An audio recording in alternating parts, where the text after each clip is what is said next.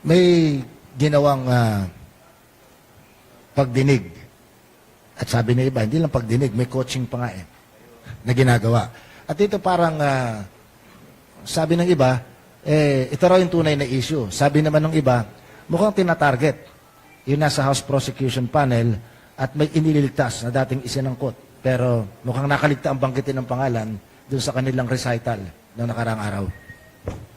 Well, yun po yung malinaw sa bahagi po ng House Prosecution Panel.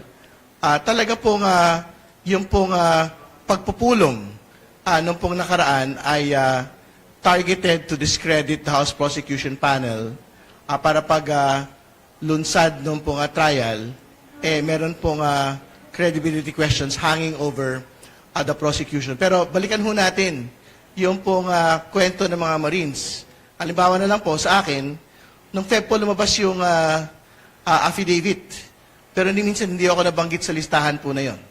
Hindi ba? At i-reiterate ko today, I was never mentioned in that affidavit at parang hinabol na lang yung pong pangalan ko during that meeting with the 18 Marines. Kahit kailan, kahit saang panahon, kahit saan mang lugar, wala po akong natanggap na maleta.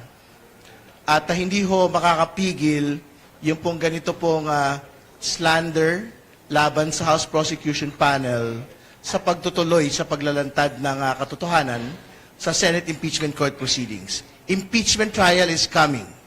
At kahit ano pa ho ibato ng 18 Marines at kung sino man ho na sumusuporta sa pangalawang Pangulo, tuloy po yung impeachment trial, we will not be deterred. The evidence will be presented on the bank accounts, on the AMLAC transactions, on each and every piece of evidence needed to convict the Vice President.